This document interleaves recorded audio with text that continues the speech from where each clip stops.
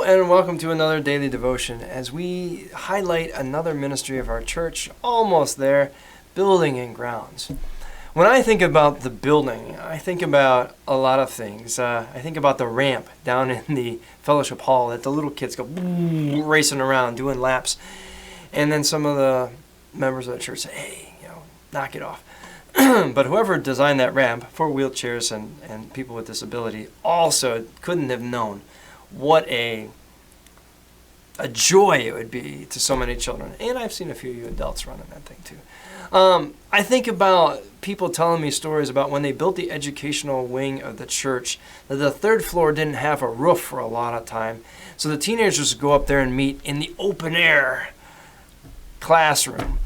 And boy, I bet that must have been something. Or people playing sardines during post-confirmation underneath pews in the sanctuary.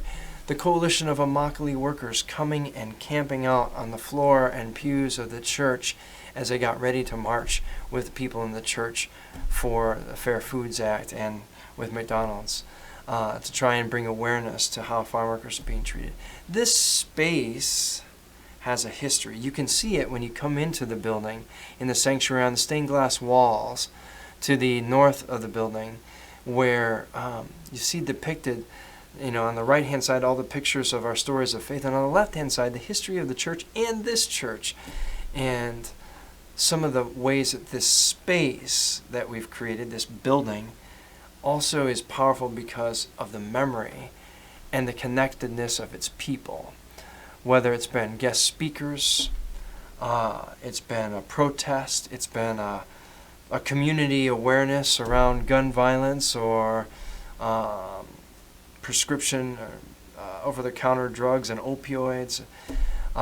We've tried to do a lot in this space to make it home. And I would say that it reminds me of 3 A's. Access, for those all who are thinking about, when we think about the building, how is this building navigated by somebody who's not sighted, by somebody who's not mobile, by somebody who has mobility issues, and is it accessible in that way?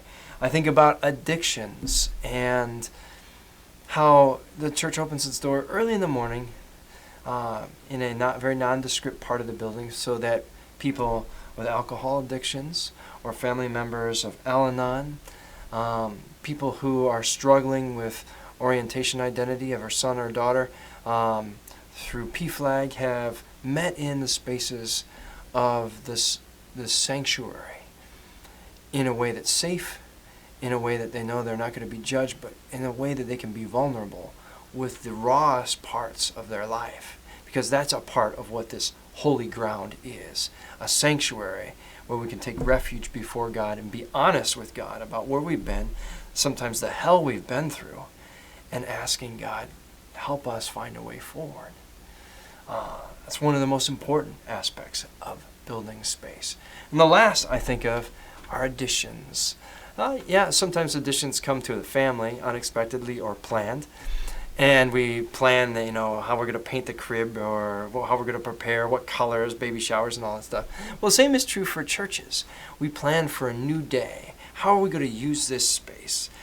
This where we sit right now is a great example of that. In a time when we thought, how do we get out there beyond the walls to reach people who may never step into a building in the 21st century of church?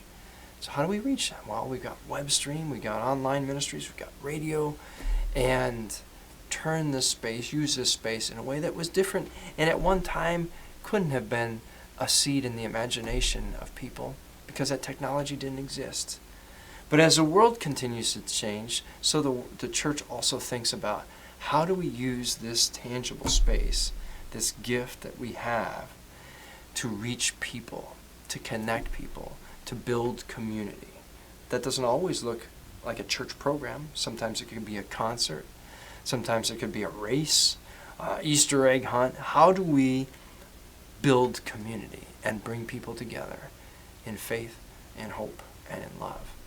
That's the underlying foundation of what building and grounds do. These guys who take care of flooding parking lots and who make sure the elevator is maintained and the boilers are operating and the church sanctuary sound system and pews and carpets are aligned and the plumbing that is ancient is working and the old wires are not, and the old fuse boxes that they don't make those fuses anymore are still working and not catching fire. These guys look through the whole part of the building in a proactive way to try and make sure that everything can be running and all the trains are on time. It doesn't always work that way. But thanks be to God for these men and women who are stewards of our building space, providing sanctuary, safety, and spirit, and community for those who walk through these doors and those who are touched by it.